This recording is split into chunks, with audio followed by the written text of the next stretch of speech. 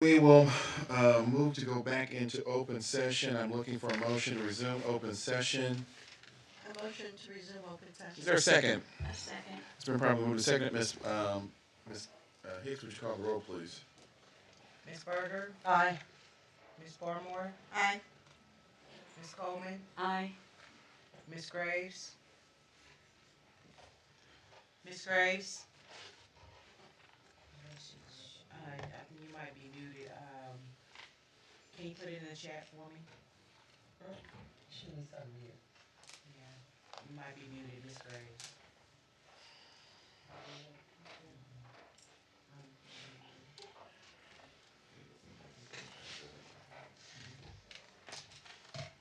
Can you give me a thumbs up or a thumbs down? How come she's not unmuted? I don't know her. Okay. Aye.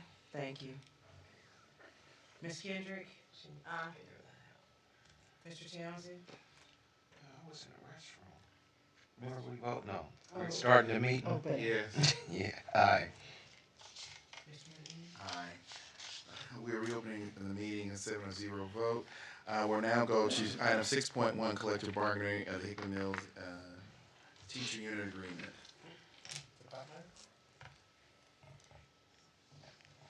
Good evening, Mr. President, members of the board.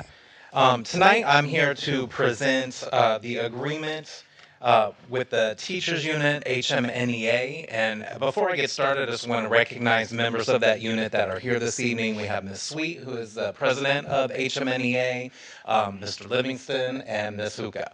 All of them served on the collective bargaining team for HMNEA and were members that we met with over these last couple months, right? This evening, I just want to highlight the exciting component of the new agreement that we are bringing before you. The key piece of this is our new teacher salary schedule that we came to an agreement on that will take effect in the 23-24 school year. That salary schedule substantially increases not only our starting pay for any new teachers, but also all other cells on the teacher salary schedule. As mentioned, sorry, you want to slow? Thank you. As mentioned, during the district's tax levy campaign, our goal was to be the highest paying in three key categories. Those being the starting salary for classroom teachers, the mid-salary range, master's step 10, and also having the highest max pay in relation to a MS 40 column. We have met that standard through this agreed salary schedule. As you can see on here, currently the district rates 13 out of 13 in those three key benchmarks: starting salary, mid-schedule salary, and highest pay. With the proposal that we have before the board this evening, as part of the new agreement, this will rank us first among those 13 with a starting salary of $46,500. First among the mid-range at $64,851, and highest pay in comparable columns at MS 40 PhD. And previously at 25 steps, we'll be moving to $87,634, and then our maximum salary available to teachers on the salary schedule is $95,107. On average, we are providing a 24.6% raise to our teachers in the district, and the average dollar amount increase is $11,200. That means over the past 3 years, with the previous improvements that we made, along with the proposed this evening, the district has essentially provided an approximate raise of 30% to the teacher salary schedule over the course of 3 school years. So that is the most exciting component to the agreement that we're presenting tonight. The memo that was provided to the board also highlights key language changes that I won't go into detail, but the board was well aware of during the course of our negotiations that these were items that were in discussion, and we came to a tentative agreement on these key items. So before you tonight, Mr. President, members of the board, is the superintendent recommending approval of the collective bargaining agreement with the HMNEA teacher unit for the 23-24 school year as presented. Thank you, Mr. Clapmeyer. I'm looking for a motion on this recommendation, please. I move that we accept the recommendation of the superintendent to approve the teachers' union agreement. I'll second. Okay. I'm sorry. You're supposed to ask. I was in a hurry. It's been properly We're moved so and excited. It's exciting. it's been properly moved and seconded.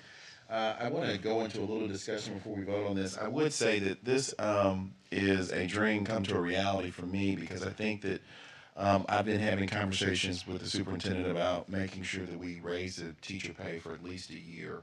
And so to put this on the ballot in last August and have the support of the board to do this, I think is crucial on showing that the community wants to support our teachers in our schools because we were so low and it affected our retention and it affected really making Hickmanmills your first choice to make a career. And I think this step clearly shows that we want people to make a career here. And I want to thank again the committee that helped pass the bonds to get this, the bond and the levy to really invest in the school district. It is a key to really move the district forward as we are trying to become fully accredited and supporting our teachers and finding qualified staff to stay here. And I know Jessica was one of the on that committee and helped get teachers and the staff involved to help pass the bonds. They were going door to door. They were working the polls on election day, and so this could not have happened without the teachers and the union support to get this done. Ms. Graves, who was on via Zoom, was co-chair of that committee, raised a lot of the money for the committee to help them do the work that they were doing to get the vote out. And, people supported with 67% of the vote to pass this levy to raise their own taxes. So it passed overwhelmingly to support kids and support the teachers. And I think that says a lot about the community in which we live. And so I'm just thankful that we're here today, and it was no one person that got this done. It was a collective effort. It was a community effort. So are there any more comments? Anyone else that wanted to say anything about this before we took a vote? Mr. President, Yes, Mr. Director Townsend. I was here when they reworked the teacher salary about a decade ago, almost a decade ago, but it was reworked in the opposite direction. And that was to try to fix a hole in the middle of the teacher's salary to try to retain people. And it resulted in our top teachers losing approximately $10,000 a year. And that passed the board on a vote of 6-1. I never understood how the logic of taking money away was supposed to retain teachers, but some of my colleagues were of a different opinion at that time. I've always been a person of you get what you pay for. And we were paying at the bottom, and that's what's sometimes that what we got what was left at the bottom. And our students deserve more. And our community also agreed that our students deserve more.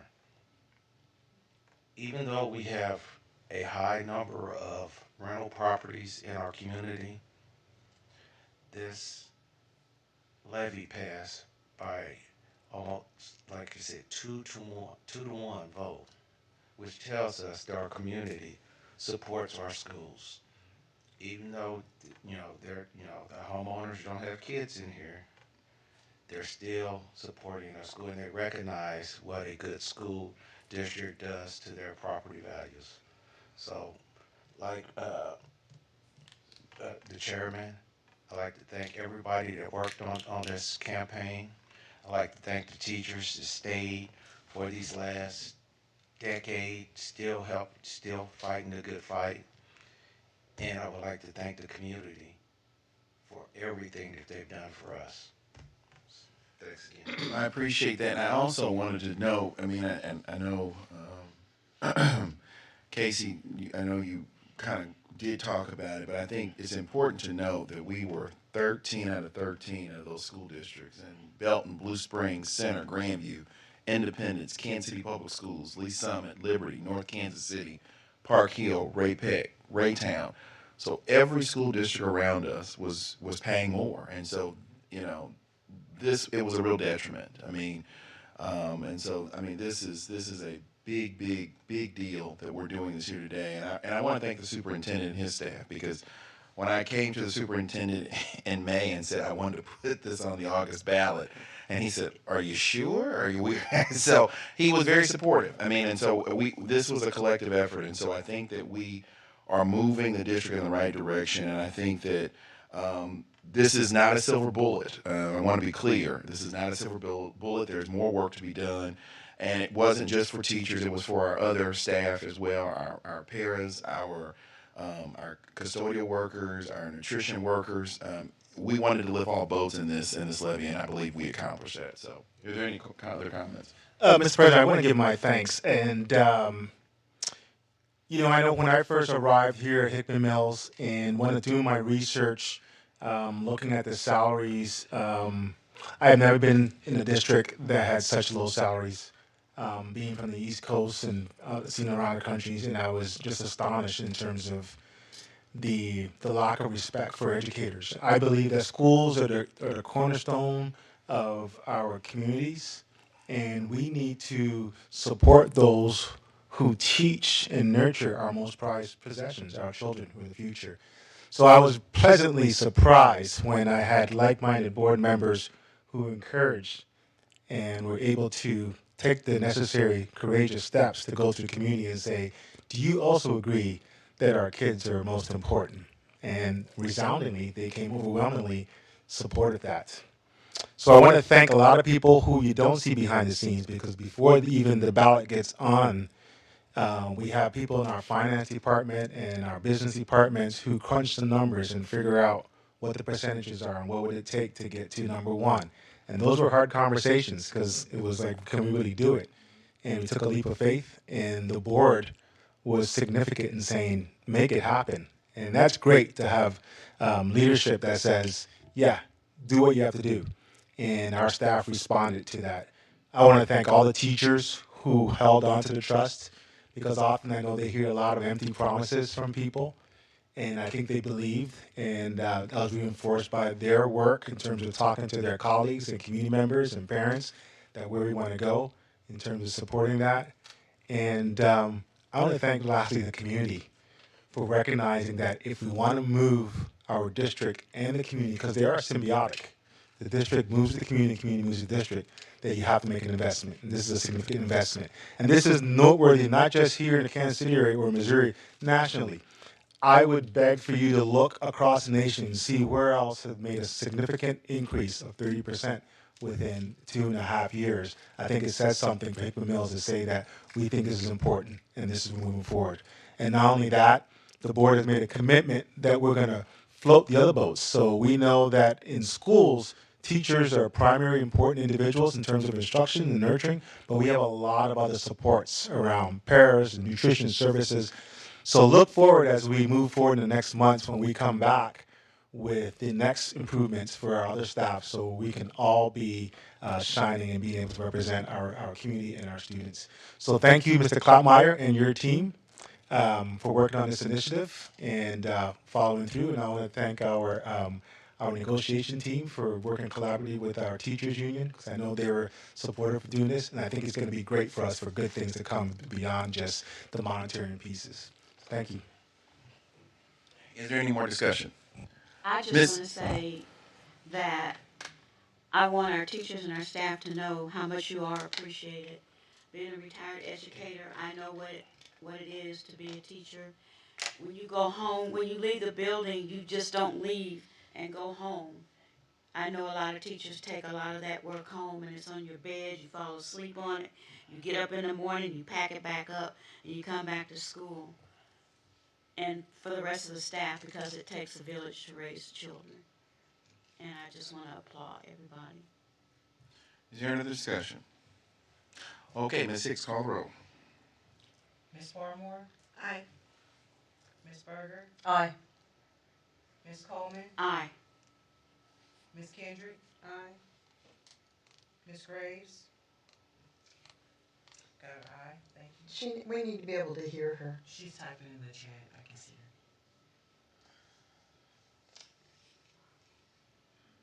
her. Mr. Townsend, Aye.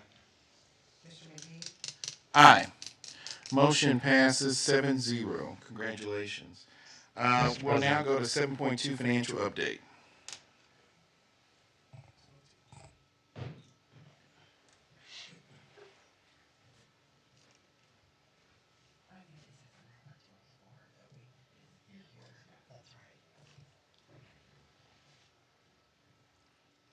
Good evening, board.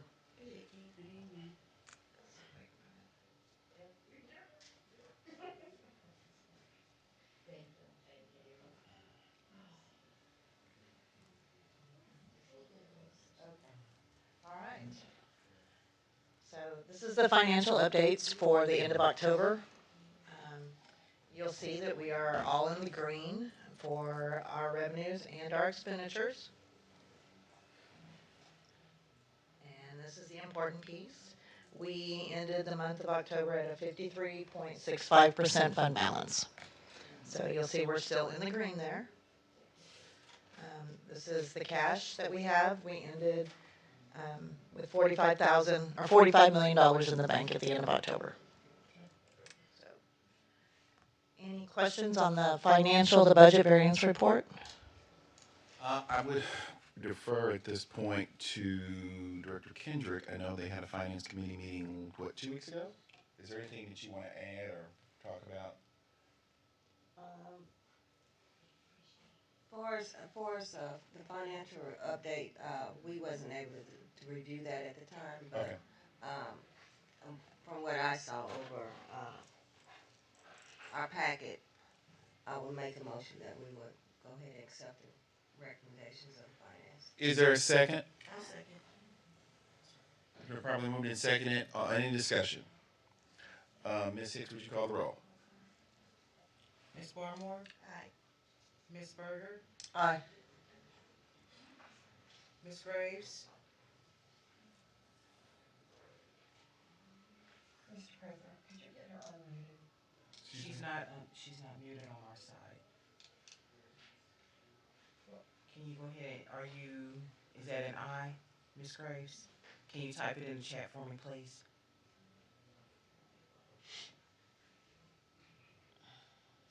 Thank you. Ms. Kendrick? Aye. Mr. Townsend? Aye. Ms. Coleman? Aye. Mr. McGee? Aye. Pass. Motion passes 7-0. We'll now go to 7.3 on the surplus items. There is a list here of the surplus items that we have, that we were wanting to get approval to either dispose of or put up for sale. You'll see there's a combination between operations and C&I. So we're just needing approval to either dispose of or put up for sale the items on this list. Is there a motion to put these items up for sale? Move that we Or declare. or to dispose of. Or to dispose of? Move that we declare these items as the items listed as surplus and be disposed of. Or for sale? Disposed of. Or for sale? Can I finish talking? Disposed of as the administration feels it needs to be. Can we restate That's that? not- So I need a clear- That's not. Because they're going to decide which is. Just give them the option of disposing of it or for sale.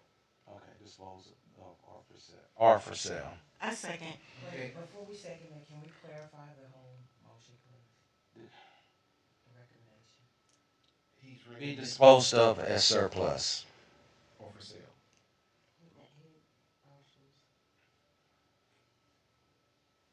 It's been properly moved and seconded. All those in favor, please say aye. Aye. All those opposed? Motion passes. Thank you, board. Okay, we'll go to a CSIP update.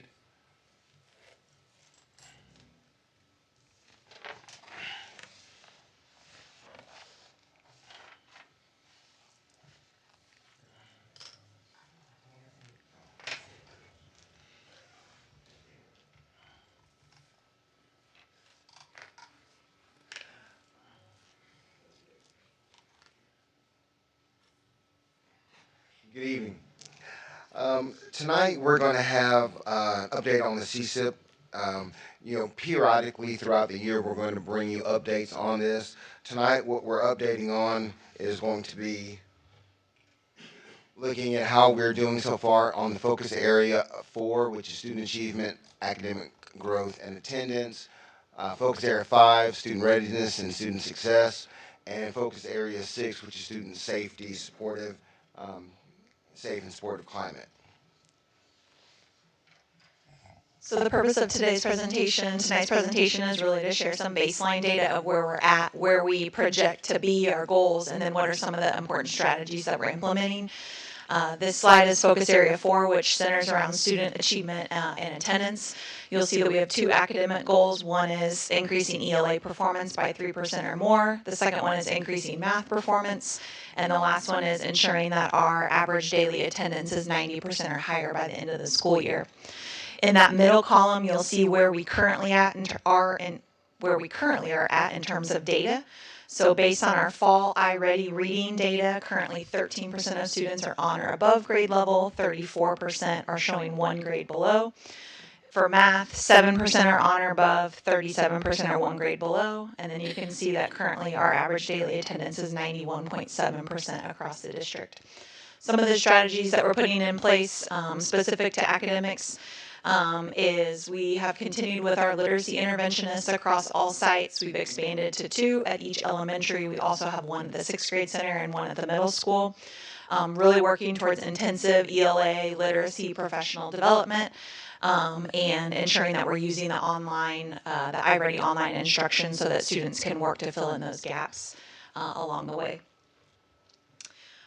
Before I show you a couple of slides about the iReady data, I know there's been a few questions about what is iReady, so we grabbed this screenshot from the platform. iReady serves 2 purposes. The first is it's a benchmark assessment, so it gives us a snapshot in time of where our kids are. The second purpose is for online instruction, which is what I just mentioned. Kids can work on filling in those skills that they may be missing during their own time or during small group. On the right-hand side, you'll see the keys. So green is all of our students who are already at or above, who have already obtained or mastered that grade level content. Yellow is where we want to see the bulk of our kids right now. So yellow means if I'm a 4th grader and I test at a yellow, 1 grade below, that means I have mastered 3rd grade content and I'm sitting ready to learn 4th grade material. So we want to see larger numbers there in the yellow at the start of the school year. And then red are our students who need additional interventions. This slide is a graphic that shows you what our iReady reading data looks like from fall of 2021, so last fall, to this fall of 2022, and it's broken down by grade level. You can see there we have our students that are on or above, those students in the yellow that I talked about who are sitting right where they should be and ready to learn the current school year skills, and then in the red who are 2 or more below. So as a district, you'll see 13% of our students are already ahead of pace, 34% are poised right there, ready to master grade level content, and then 53% are in the red and need intervention. And this slide is for reading. Second slide is same data, but it's for math. So I'll skip all the way to the bottom. 7% of our students are already ahead of pace for math for that grade level. 37% overall are sitting in the yellow, and then 56% again are in the red, 2 or more grade levels below. Lastly, we wanted to do a comparison from fall, so showing you last year what kind of growth we typically experience in a year for iReady. So from fall of 2021 to spring of 2022, so if we follow a student from the beginning of the year to the end of the school year, you'll see that in reading we saw a 20% increase of students who were on grade level by the end of the school year. And in math, we had a 16% increase. But really working to decrease those numbers on the far end in the red, bringing students closer to where they should be. Focus area 5 under our schools on the CSIP has to do with Success Ready, and these are all aligned to the new MSIP 6 standards. The first target area is increasing our district graduation rate to 90% or higher, and last year's graduation rate was 88%, so we're sitting in a really great place to meet or exceed that. Our second focus area is around increasing our real-world learning opportunities and students who graduate with something in addition to their diploma. So they have a certification, they have an internship, one of those things. Currently, 36%, well, not currently, 36% of last year's seniors earned a market value asset. Target area 3 is increasing the percentage of students who earn a passing score on a college or career assessment. So like the ACT, the ASVAB, the work keys, 26% of graduates last year. And then I'll turn it over to Dr. Skinner to talk about the fourth target area. The fourth target is we want to increase our students that have an IEP with the transition opportunities by 10%. And this spring, there's going to be a transition fair. We'll have agencies and colleges that are there to have opportunities for our students. Then when we start looking at student safety, safe and supportive climate, one of our targets is to reduce the number of OSS days, and one of our targets is to reduce the number of superintendent referrals. And you look at the baseline data, for the 2021-22 school year, we ended up with almost 6,000 days of OSS, and as of November 1st, we were sitting just over 1,500 year to date. And as far as superintendent referrals for the 21-22 school years, we ended it with 178, and year to date, November 1st, we had 25. The strategies that we're looking at is we are actually working with implementing restorative practices this year. We hired a restorative practice lead that actually today during our leadership meeting shared an overview of the next 4 years with our leadership team. We're going to continue to work on social emotional learning. We do that every day, or not every day, but every week with 6-minute SEL. And we also, part of this is a strategy is we opened the 6th grade center this year. And we had grade changes to Smith Hill Middle School because that does help with our OSS, because it does help with our student behaviors. So that's basically our presentation for this evening. I didn't know if there were any questions. Are there any questions from the board about the presentation about the teacher? Okay. Well, thank you so much. We don't have any audience comment. Is there a request for future board items? Seeing none, is there a motion to adjourn? I motion that we adjourn. Is there a second? A second. All been moved and seconded. We'll move to adjourn. Ms. Hicks, would you please call the roll? Ms. Barmore? Aye. Ms. Berger? Aye. Ms. Coleman? Aye. Ms. Kendrick? Aye. Ms. Graves?